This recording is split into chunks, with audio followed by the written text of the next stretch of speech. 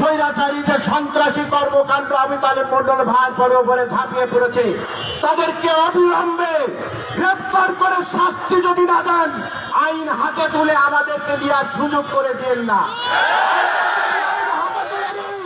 বাপ্পায় কেউ টিকে থাকতে পারবে না ইনশাআল্লাহ।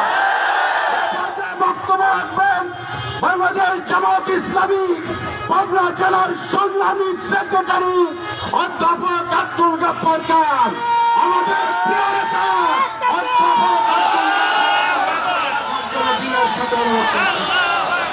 ইন্নাল হামদুলিল্লাহ ওয়াসসালাতু ওয়াসসালামু আলা রাসূলিল্লাহ ওয়া আলা আলিহি ওয়া আসহাবিহি আজমাইন।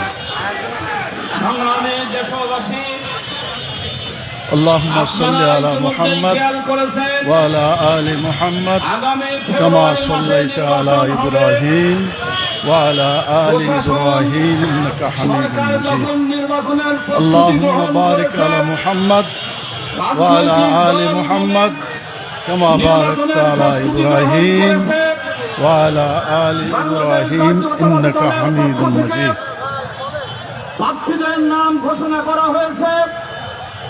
আমরা দেখেছি Honorable Chairperson ঈশ্বর দিতে मोहतरम अमीर जमात इस्लामी पाकिस्तान जनाब हाफिज कुरान engineer Naeem Rehman हाफिजाहुल्लाह,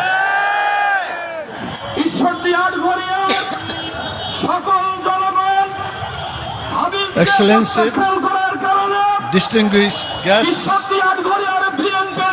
and scholars coming from home and abroad.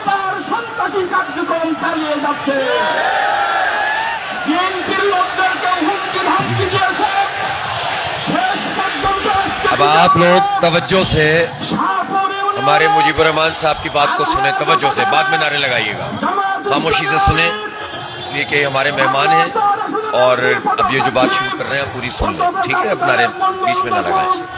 গণসংযোগ করতেছিলেন বিনা উস্কানিতে হাবিবের নেতৃত্বে জেলা আমিরকে মেরে ফেলার উদ্দেশ্যে পরিকল্পিত আক্রমণ করা হয়েছে। সেখানে দোকানদার ভাইয়েরা সাধারণ জনগণের সহযোগিতায়, জামাত নেতাদের সহযোগিতায় জেলা আমির প্রাণে তিনি বেঁচে গিয়েছেন। আজকে আমরা বলতে চাই, রাজনৈতিক পরিবেশকে উত্তপ্ত করবেন না। আমরা হাবিবকে বলতে চাই, পাবনার জনগণ, জামাত শিবিরের নেতা কর্মীরা পাবনাবাসীকে সাথে নিয়ে হাবিবুর রহমান হাবিবের বিরুদ্ধে এমন কোন আন্দোলন করে তুলতে পারবো আমরা, হাবিবকে আমরা পাবনা থেকে বিতাড়িত করে ছাড়বো। হাবিবের স্বপ্ন বাস্তবায়িত হবে না। আমরা আজকে বলতে চাই, এই ন্যাক্কারজনক হামলার তীব্র নিন্দা এবং প্রতিবাদ জানাই।